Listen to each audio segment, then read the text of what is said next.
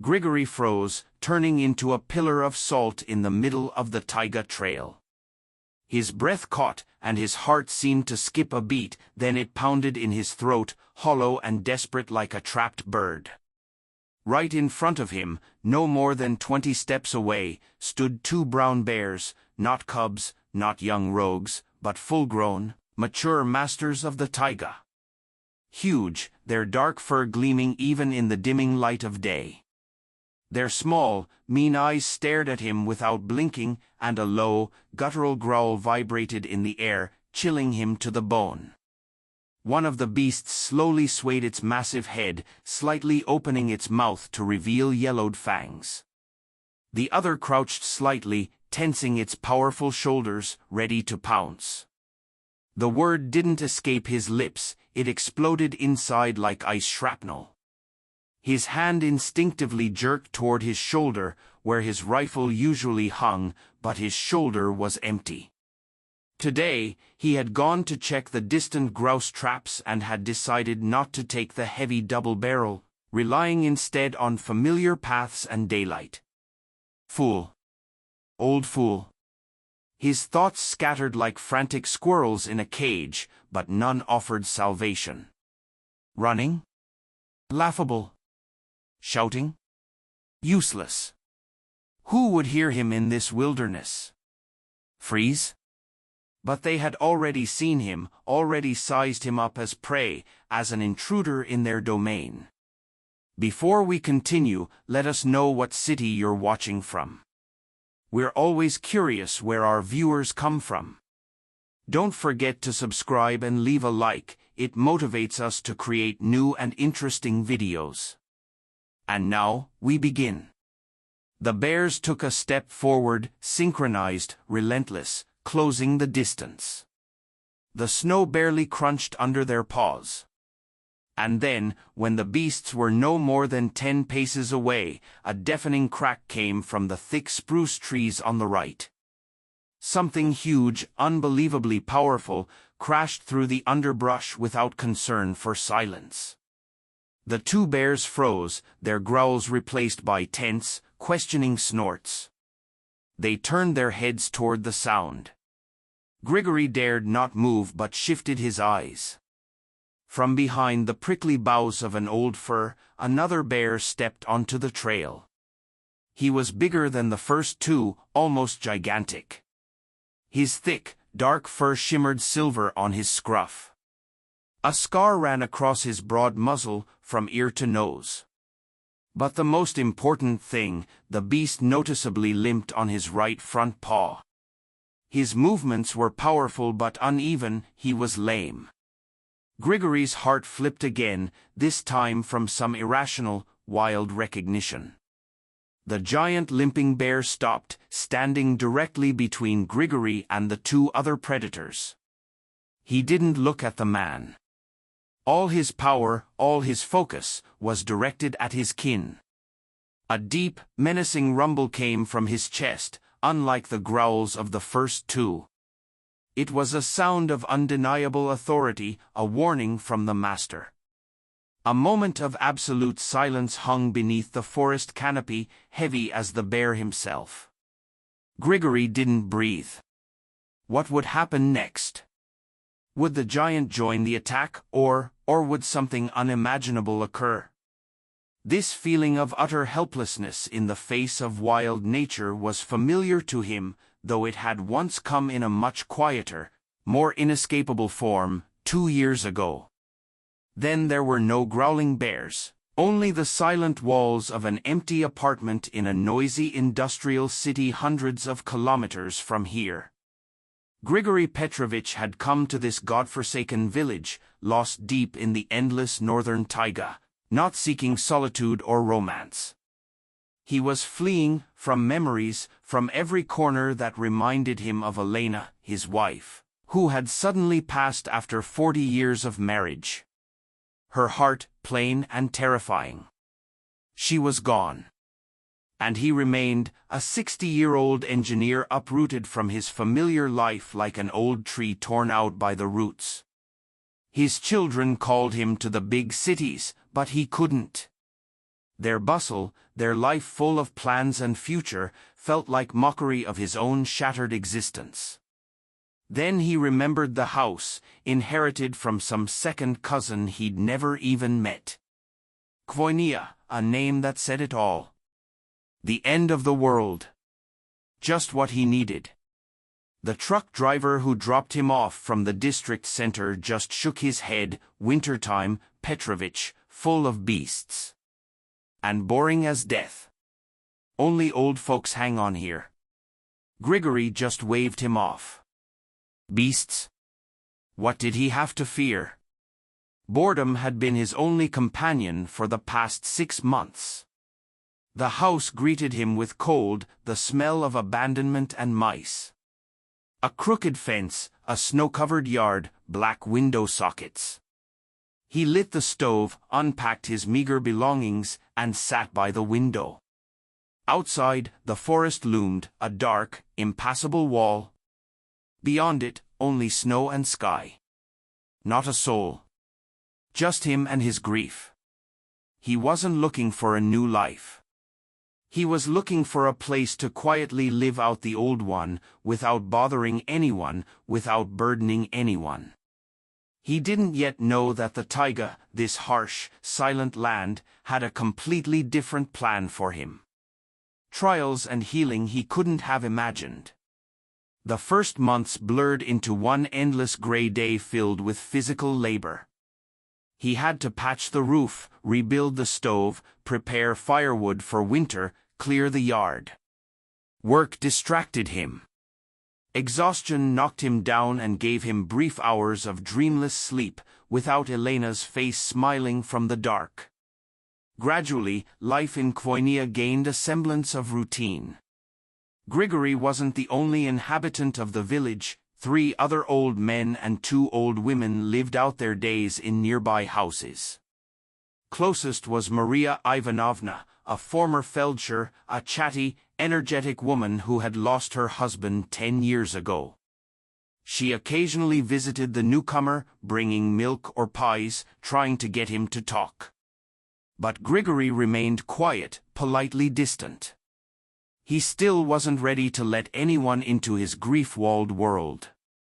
The only living creature that managed to break through that wall was Palma, a shaggy mongrel that had attached herself to his house that summer during his brief visit to arrange the inheritance. Neighbors had been feeding her, but she had chosen Grigory as her master, meeting him at the gate with a loyal wag of her tail and intelligent brown eyes. "So, you gonna live with me?" he asked, more to himself than to the dog. Palma seemed to understand, barked happily and licked his hand. Since then, they were inseparable. Palma followed him everywhere in the yard, slept on an old sheepskin by the stove, and most importantly, accompanied him on forest walks. Grigory began to leave the house more often, not to hunt. Killing a living being repulsed him after all he'd been through. Just to wander, to breathe. The forest, once hostile and alien, slowly revealed its silent beauty, centuries-old pines creaking in the wind, mossy boulders covered with lingonberries, quiet forest lakes reflecting the high northern sky. He learned to read tracks in the damp earth, to distinguish bird calls, to sense changing weather by the scent of the air. And Palma was always there, his ears, his nose, his silent companion. She warned of nearby moose or capercaillie, found mushroom spots, and sometimes just sat beside him with her head on his knees as he rested on a fallen log. In those moments, Grigory felt the icy crust on his heart begin to slowly melt. He still grieved, but the sharpness of the pain had become a gentle sadness, and the emptiness inside was gradually filled with peace and the scent of pine. "You're the only one who understands me, old girl," he would say, scratching her behind the ear. Palma would look at him with her devoted eyes, and he felt she truly understood, more than any words of comfort ever could. She was his thread back to life, his silent witness to a slow return to himself. Winter returned, wrapping the village in deep snows and bitter frosts. Days grew shorter, evenings longer. Grigory stoked the stove, read old books found in the attic, and listened to the wind howling through the chimney. Life flowed calmly, almost monotonously. One evening, while returning from the river with Palma after checking ice holes, he met Maria Ivanovna by the well. "Heard, Petrovich. The bear's acting up again," she said, wrapping her shawl tighter. Fyodorich from the far end of the village said they broke into his shed at night, nearly wrecked it. And the tracks were huge, they say. Grigory nodded. Rumors about bears had been going around since autumn. Loggers had been actively cutting nearby, pushing the beasts closer to human dwellings. "You'd better be careful," the neighbor continued. "Especially you're always in the forest. They say someone's setting traps, poachers, probably. A wounded beast is more dangerous than a healthy one." "I know, Ivanovna. I'm careful," Grigory replied. "And Palma can sense beasts a mile away." He stroked the dog, who listened to the conversation with ears perked. Indeed, Palma always warned him in advance of large animals. She'd growl quietly and crouch low to the ground. Poachers, Grigory didn't like them. Not because of the law, but because of the inner wrongness of what they did. Hunting for food was one thing, mindless slaughter for profit another. Traps that maim and kill indiscriminately. He remembered a few times finding rusty snares on animal trails and cutting them with his knife. "You watch over your Palma," Maria added. Ivanovna, as if reading his thoughts, had said, "Dogs are curious, they can get caught in a trap or eat poison bait. There have been cases." Grigory frowned, feeling an unpleasant chill. He held Palm tighter by the collar. "Let's go home, my friend," he said to the dog. "No need to freeze here." That night, he dreamed of Elena, but the dream was unsettling, filled with vague forebodings. He woke up to the howling wind, but it seemed to him that beneath the blizzard's roar, he could hear a faint, plaintive whining somewhere deep in the forest. In the morning, he brushed the thoughts aside, blaming it all on his imagination. The routine of the day took over, chopping wood, fetching water, lighting the stove. Palm, as usual, ran around his feet, asking for affection and a piece of bread. Everything went on as normal, and the troubling dream was nearly forgotten. The tragedy crept in a few days later, quietly, like a thief in the night. Grigory woke up late. The sky was overcast with heavy gray clouds, and a fine, prickly snow was falling. He stepped out into the yard to call Palm, but the dog was nowhere to be found. Usually, she would already be at the porch, wagging her tail joyfully. "Palm," he called. Silence. Only the wind rustled in the bare branches of the old birch by the fence. His heart skipped a beat with anxiety. He circled the house, peeked into the shed and the woodpile, nothing. "Palm, where are you?" His voice trembled with rising fear. He threw on his coat, slipped into his felt boots, and rushed to the gate. There were few tracks in the fresh snow, but he immediately recognized Palm's paw prints. They led away from the house, toward the forest, along the very path he often walked with her. He followed the trail, scanning the snowy haze, calling her again and again. The tracks led deeper into the forest, into the thick woods. Grigory had been walking for almost an hour, the cold cutting to the bone, though he hardly noticed, driven by growing dread. He remembered Maria Ivanovna's warnings about traps and poison bait, and a terrible premonition squeezed his chest. Then he saw it, the tracks ended near a large snow-covered juniper bush, and beneath it, in the snow, a dark, motionless spot. Grigory ran over, feeling his legs turn to jelly. It was Palm. She was lying on her side, legs outstretched, the fur around her mouth stained with something dark and foamy. Nearby lay a gnawed piece of meat with an unnatural greenish tint, the same poacher's bait the neighbor had warned about. "Pom, my girl," Grigory whispered, falling to his knees beside the dog. He touched her fur, it was already cold. Her eyes were half open, but lifeless, glassy, empty. He sat in the snow beside his dead dog, and once again, the world collapsed around him. The same emptiness, the same despair he had felt after Elena's death, now returned with double the force. The forest, which had begun to feel like home, had once again turned into a hostile, indifferent force that had taken the last living creature dear to him. He didn't cry, he had no tears left. Only a heavy, dull numbness and a burning, helpless hatred for those who had done this. He lifted Pom's stiffening body in his arms and wandered back home, not seeing the path, stumbling and sinking into the snow. The wind howled in the treetops, either mourning his loss or simply whipping the snow with indifference. He buried Pom under the old birch where she had loved to lie in the summer heat. He carved a shallow grave into the frozen ground, wrapped her in an old coat, and covered her with soil and snow. No words, no rituals, only silence and cold. After Pom's death, Grigory fell into apathy again. He barely left the house, only when necessary to fetch wood or water. The house became his den, a refuge from a world that had once more shown him its cruelty and injustice. Neighbors, having learned what had happened, tried to offer sympathy. Maria Ivanovna knocked on his door several times, offering help, but Grigory answered briefly, making it clear he wanted to be left alone.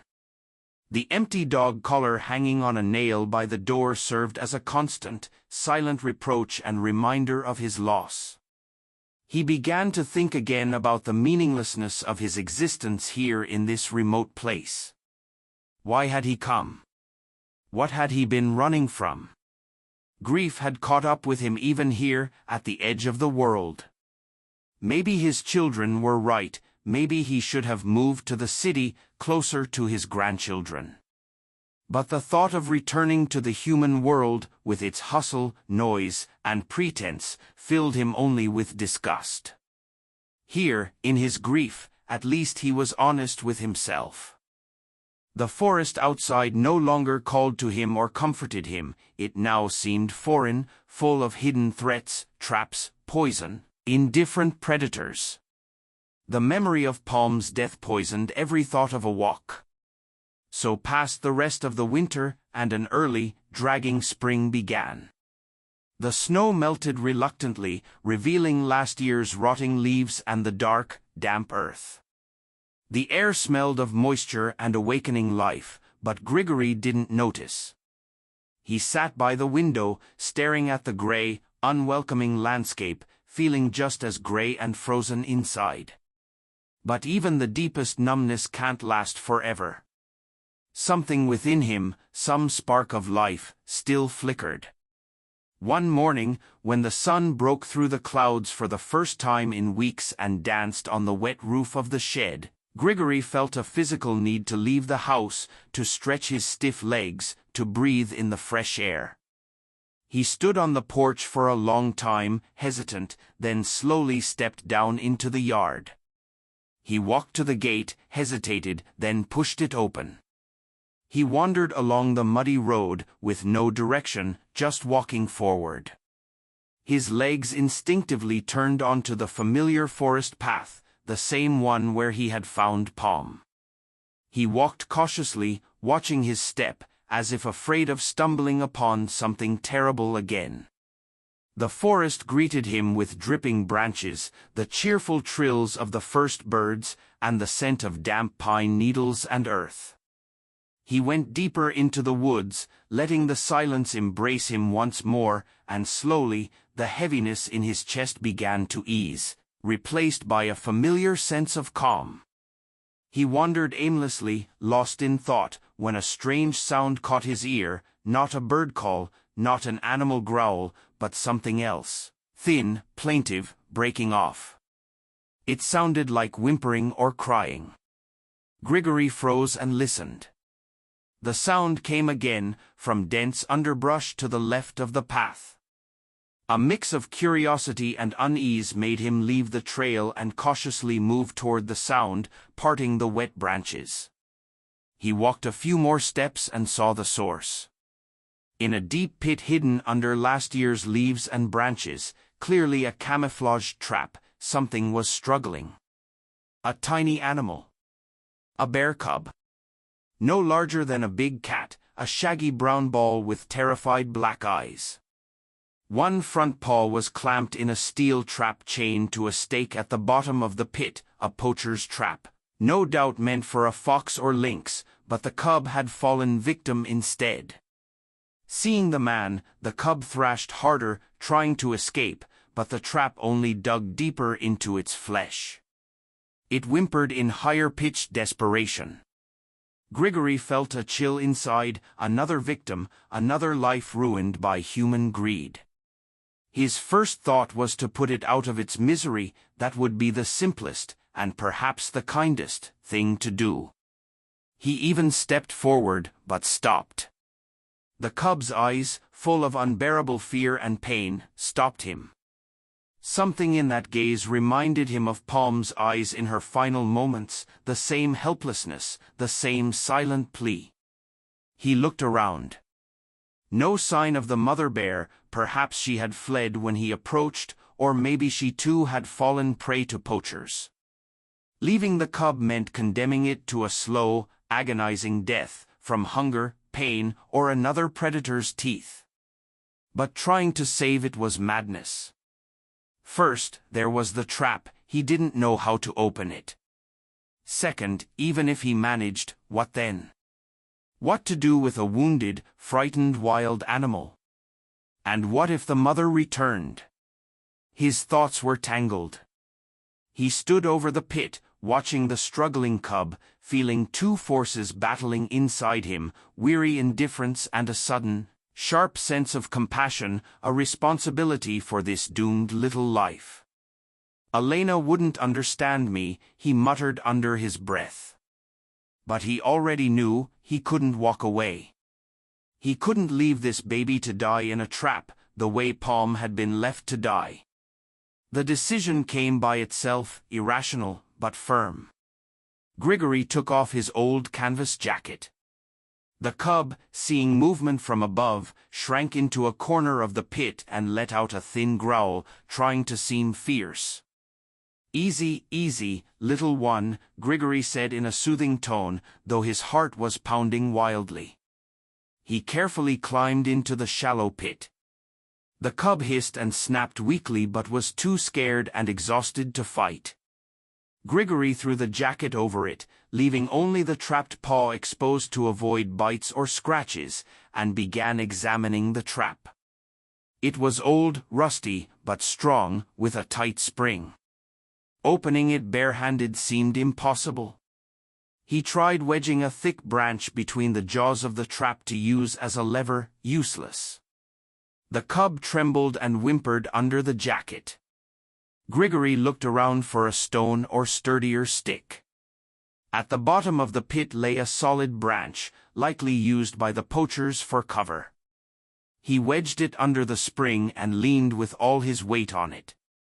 The rusty mechanism with an unpleasant screech, the trap gave way under added pressure, and the jaws of the device slowly parted. Grigory quickly but carefully freed the cub's crushed paw. Blood oozed from the torn wound, fragments of bone were visible. It was a harrowing sight. Gently, he wrapped the bear cub in his jacket, trying not to cause more pain. The little one went limp, stopped resisting, and only whimpered softly. Climbing out of the pit with the injured animal in his arms was no easy task, but he managed. Now the main question stood before him: what next? Leave him here? But with a paw like that, he wouldn't survive in the forest.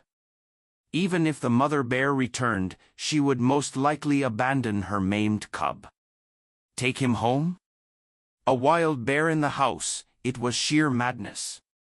But the look in those small black eyes peering out from the folds of the jacket with childlike trust outweighed all logic. All right, poor thing, Grigory sighed, lifting the bundle, let's go home. We'll try to nurse you back. It can't get any worse. He set off toward the village, carrying in his arms his strange and dangerous discovery, feeling the warm trembling of the small body through the fabric of the jacket. He wasn't just carrying a bear cub, he was carrying a new, unexpected responsibility, one that, without realizing it, was beginning to pull him out of the swamp of despair. At home, the first thing he did was carefully unwrap the jacket. The bear cub lay quietly, exhausted and frightened. The paw looked terrible, swollen, bleeding, unnaturally twisted. Grigory fetched an old wooden crate from the shed, lined it with rags to create a kind of nest, and gently laid the cub inside. The little one only gave a pitiful squeak. The wound needed to be treated. Grigory took peroxide, iodine, and bandages from the first aid kit, meager remnants of his past city life. He knew he couldn't provide full veterinary care, but he had to at least stop the bleeding and prevent infection. Washing the wound became a torment, for both the cub and for him. The cub whimpered, tried to break free, scratched with his healthy paw, but Grigory patiently continued, speaking to him in a calm, soothing voice. Finally, the wound was cleaned, treated with iodine, and clumsily bandaged. The cub curled into a ball in the corner of the box and breathed heavily. Grigory placed a saucer of warm milk nearby, but the little one didn't even look at it. He sat on a stool beside the box and simply watched. Hours passed slowly. It was growing dark outside when someone knocked on the door. It was Maria Ivanovna. Petrovich, what are you doing locked in all day? Everything all right? Her voice was concerned. Grigory hesitated, then opened the door. The neighbor entered with a bowl of hot cabbage soup in her hands. Here, eat something, don't starve yourself. She stopped mid-sentence when she saw the box and heard the soft whimpering coming from inside. Her eyes widened in shock and horror when she spotted the bear cub. Petrovich, are you out of your mind? She gasped, backing toward the door. That's a bear. A wild one. He got caught in a trap, Grigory said quietly, not taking his eyes off the box. The paw's broken. I couldn't leave him there. Do you even realize what you're doing? Maria Ivanovna whispered anxiously. He'll grow up, he's a predator. What if the mother comes looking? She'll tear your house apart. There was no mother. And if he grows up, we'll see, Grigory said stubbornly. Right now, he's small and helpless. His neighbor looked at him with a mix of disapproval and pity. Oh, Petrovich. You're a strange one, honestly. Well, it's your choice. Just be careful. Bolt the door tight at night. She set the bowl on the table and quickly left, shaking her head. Grigory was left alone with his strange pet and his doubts. But looking at the exhausted, sleeping cub, he felt not fear, but a new, heavy, and yet deeply needed sense of responsibility. The first days were the hardest. The cub, whom Grigory mentally named Potap, was weak, barely ate, slept a lot, or whimpered from pain. Grigory patiently changed the dressings, applied some healing ointment he found in an old medicine box, and fed him warm milk from a pipette. He talked to Potap, told him about his life, about Elena, about his dog Palma, just so the little creature would get used to his voice and stop being afraid. Gradually, Potap began to recover. His appetite returned. First, he cautiously licked milk from a saucer, then ate soaked bread, boiled potatoes, and soon small pieces of meat Grigory obtained by setting snares for grouse. The paw healed slowly and, just as Grigory feared, healed wrong. The bones fused poorly, and it was clear that Potap would always remain lame. "Well then, you'll be my limper," Grigory sighed, watching the cub's first clumsy attempts to walk around the room on 3 legs, awkwardly tipping over. But Potap was persistent. He wandered around the hut, sniffing corners, climbed onto the low bench near the stove, showing increasing curiosity and vitality. His fear of Grigory slowly faded. He no longer flinched from an outstretched hand, allowed himself to be petted, and sometimes even tried to play, clumsily biting an old felt boot or chasing a rag. With each passing day, the bond between man and wild animal grew stronger. Potap met Grigory at the door with a soft rumble whenever he returned from outside, slept in his box near the bed, and sometimes even tried to climb into bed like a big shaggy puppy. Grigory found himself smiling at the cub's clumsy antics. For the first time in a long while, he felt not only sorrow, but the warmth of attachment. Maria Ivanovna, who had initially disapproved strongly of Grigory's plan, gradually softened. She visited more often, brought treats for Potap, and watched him from a safe distance. "Look at that, Petrovich, he kind of sees you as one of his own," she once said. "Doesn't growl, not afraid. It's a miracle." "Maybe he does," Grigory replied, scratching Potap behind the ear. "He's smart, he understands everything." But deep down, he knew it was an illusion. Potap remained a wild animal. Time passed. Potap grew rapidly. From a small, helpless lump, he became a strong, muscular beast. His fluffy cub fur gave way to thick, dense brown coat.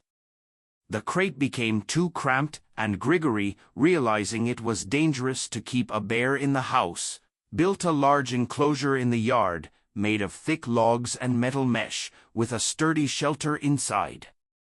Moving in wasn't easy. Potap clearly disliked the new home. He whined and scratched at the enclosure door, but eventually adjusted. Grigory spent a lot of time with him, cleaning, feeding, talking. Sometimes, he even entered the pen to play or just sit beside him. Potap was happy when he came, rubbed against his legs, allowed himself to be petted. But in the black eyes, something wild and distant began to appear more and more often, especially when sounds came from the forest. The crack of branches, the cry of birds, or unfamiliar scents carried by the wind. At such moments, Potap would freeze, lift his head, sniff the air deeply, and everything about him showed tense attention, his focus directed toward the green thicket, to his true home. Grigory saw it and understood. Sooner or later, he would have to make the hardest decision. He had saved Potap, nursed him, grown attached to him with all his soul, but he had no right to deprive him of freedom, not even with the best intentions. The thought pained him, being alone again, enduring another farewell, but he knew it was the right thing to do. By summer, the neighbors, who had kept their distance ever since the bear had moved in, began to notice strange things. Someone found their bird snares ripped apart. Fedorovich, the same one whose shed Potap had once wrecked, found several of his fox traps destroyed. Suspicion naturally fell on Grigory, that weirdos lost it completely, breaking poachers' traps now. Grigory just chuckled into his beard but said nothing. He suspected whose paws were behind it. Even living in the enclosure, Potap somehow sensed those traps nearby. His wild nature was asserting itself. Maria Ivanovna noticed the change too. "Your limping bear is growing up," she said, watching Potap pace restlessly in his pen. "He wants the forest. You won't be able to keep him, Petrovich." "I know," Ivanovna, I know," Grigory replied quietly. "I'll let him go soon." The time had come. He had already made his decision. He just needed to wait for the right moment. That moment came in late autumn, when the forest turned golden and crimson, and the air became especially clear and cold. Potap grew increasingly restless. He barely ate, stood for hours by the enclosure bars, staring toward the forest, and sometimes let out a low, mournful rumble. His wild blood was calling him. One morning, Grigory woke up with a firm decision. Today was the day. He prepared Potap's favorite treat, a bowl of milk-soaked bread with honey, but the bear only sniffed it indifferently. Grigory entered the enclosure, squatted beside the bear. "Well, brother, time to say goodbye," he said quietly, stroking the thick fur on Potap's scruff. The bear looked at him with his intelligent black eyes, and Grigory felt as if he understood everything. There was no fear in that gaze, only a deep, animal sorrow and a sense of waiting. "You're strong. You'll make it," Grigory continued, trying to keep his voice steady. "Even with a limp, you can be master of the forest. Go. This is your life." He walked slowly toward the enclosure door, his hand trembling as he lifted the heavy bolt. "Go, Potap, go home," he said. The door creaked open. The bear hesitated for a moment, as if not believing his luck, then stepped out of the cage. He didn't run headlong into the woods. He stopped at the edge of the yard, turned back to look at Grigory and the house that had been his refuge for nearly 6 months. In his gaze was a silent question, a farewell, maybe even something more, something Grigory couldn't quite understand. "Go on, you fool," Grigory repeated, feeling a lump rise in his throat. "Don't look back." Potap gave a soft rumble, turned, and limping on his injured paw, ran clumsily but quickly toward the forest. At the edge of the trees, he stopped again for a moment, glanced back, then disappeared among the trees. Grigory watched him until the dark figure completely melted into the autumn thicket. He was alone again. The silence that fell over the yard was deafening. Slowly, he closed the now empty enclosure, returned to the house, sat by the window, and gazed out at the forest that had taken in his lame friend. His heart felt heavy and empty, yet mingled with it was a strange sense of relief, a certainty that he had done the right thing. That evening, sitting by the stove, he thought of Potap. Would he survive? Would the taiga accept him? Could he feed himself, find his place in the wild world?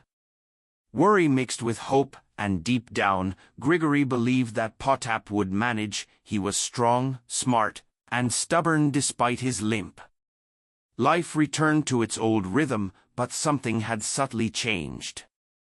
Grigory still lived alone, but the suffocating sense of loneliness had lifted. The memories of Potap, of the months spent caring for him, filled his life with new meaning. He began going into the forest more often, no longer wandering aimlessly but watching the trails carefully, searching for tracks. A few times, he found the prints of a familiar limping paw by the stream or in a clearing thick with lingonberries in the fall. These tracks were like messages from Potap, proof that he was alive, somewhere nearby. One winter day, while checking snares for hazel grouse near the house, Grigory stumbled upon a terrible sight. Fresh signs of a struggle, clumps of brown fur in the snow, and the mangled remains of a powerful poacher's trap, torn apart as if by inhuman strength. Nearby were the prints of a large bear, one of which was marked by a limp. And a little farther off, tracks of another, smaller predator, possibly a lynx or wolverine, that had apparently fallen into the trap. Potap? Could he have freed another animal? Or had he himself been caught and torn free in a rage? Grigory didn't know the answer, but his heart swelled with both pride and fear for his limping friend. He began to notice other strange things. In winter, when food in the forest was scarce, Grigory sometimes left bread or porridge scraps on the porch, not for Potap, of course, but for birds or small animals. Often, the food remained untouched, but around the house fresh bear tracks would appear, as if some invisible guardian was watching over his home, protecting it from unwelcome guests, both two-legged and four-legged. Maria Ivanovna, who sometimes came over for tea, shared her own observations. "You know, Petrovich," she said, "it's strange, but since your limping one went off into the forest, things have been quieter in the village. No one's breaking into sheds, the livestock is safe. Maybe he's still nearby, keeping things in order." Grigory only shrugged, but deep down he thought she might be right. His Potap, his limping one, seemed to have become the true master of that part of the taiga, protecting his territory, which now, by the laws of beasts, included the house of the man who had once saved his life. That thought warmed Grigory during the long winter evenings, filling his solitary life with a sense of an unseen but unbreakable bond with the wild. He no longer felt like a lonely outcast, he was part of the taiga, just like his limping bear. And now, standing on a snowy path face to face with two enraged bears, Grigory once again felt that connection, not as comfort, but as his last desperate hope. The limping giant stood between them, radiating calm, confident strength. He didn't look at Grigory, all his attention was focused on the two other bears, who visibly lost their aggression under his heavy gaze. Their growling died down, and they shifted uneasily from paw to paw, clearly reluctant to challenge the scarred giant. It seemed an eternity passed in the silence that pressed on Grigory's ears. He didn't dare move, afraid to break the fragile balance. He saw the tense muscles beneath Potap's thick fur, saw how his nostrils quivered, catching scents in the frosty air. Did he recognize him? Did he remember? Or was this just a territorial standoff between two males into which a human had stumbled by accident? But something in Potap's stance, in his unwavering resolve to defend the space behind him, spoke of something greater. Then, the limping bear made a low, vibrating sound, more a deep sigh or rumble than a threat. Without taking his eyes off the challengers, he took a step forward. The two other bears backed away. Their initial rage had turned into visible confusion and even fear before this undeniable authority. Potap took another step, slightly nodding his massive head. That was enough. One of the bears, the smaller one, couldn't take the tension anymore. He turned and fled, crashing through bushes and sinking into snow. The second hesitated a moment, shot a hateful glance at Potap, then at Grigory, and followed the first into the forest. Potap watched them go until their retreating noise faded in the distance. Then he slowly turned his massive head toward Grigory.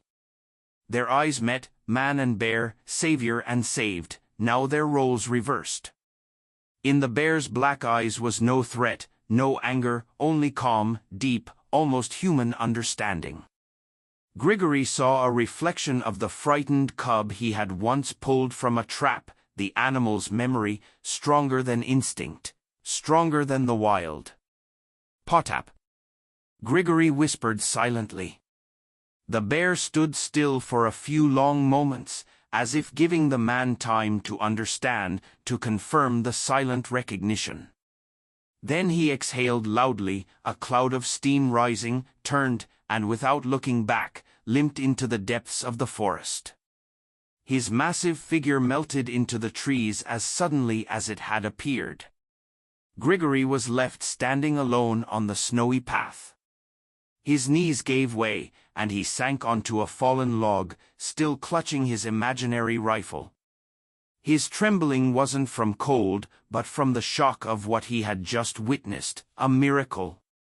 The beast had returned a debt of memory. But was it only a debt, or something more? That inexplicable bond formed in the days of helplessness and care. He sat there a long time, gazing at the tracks left in the snow by 3 bears, trying to comprehend what had happened. When twilight thickened, he rose with difficulty. The fear had vanished, replaced by a deep, quiet gratitude. He found his way home, guided almost instinctively by the familiar signs. The forest no longer felt hostile, it was alive, full of mysteries and wonders, and he now felt part of it. At home, a warm stove and the silent presence of an empty dog collar on the wall greeted him. But today, that emptiness didn't weigh as heavily. He brewed strong tea, sat by the window, and looked at the dark line of the forest. Somewhere out there was Potap, his limping one, his savior. The next day, he told everything to Maria Ivanovna. She listened wide-eyed, shaking her head, then said, "Well, Petrovich, I told you. Miracles do happen in the taiga. Beasts have souls too, they remember kindness. Not like some people." After that, Grigory's life flowed more peacefully. He still lived alone, still wandered the forest, but now without fear. He knew that somewhere nearby was an invisible guardian, his limping friend. Sometimes he found his tracks near the house. Sometimes he thought he heard heavy breathing or the snap of branches under his weight in the night. His children begged him to come live with them again, but he firmly refused. "No," he said into the phone. "This is my home now. Everything I have is here." He had found his place, not in a noisy city, not in fleeing from the past, but here, in this harsh northern wilderness, beside a forest that had first taken his last comfort and then given him an incredible friendship and salvation. In the evenings, sitting by the window, he often gazed into the dark forest wall. He no longer needed to see Potap to feel his presence. He knew they were forever bound by an invisible thread of memory and gratitude stretched between man and beast across the abyss of misunderstanding. And somewhere out there, deep in the taiga, on a moonlit hill, stood a huge brown bear with a scarred face and a limping paw. He looked toward the distant glow of a window in a lonely house at the edge of the village, and he knew that behind that window was his human, the one who once gave him life, the one he would now protect for as long as he had the strength.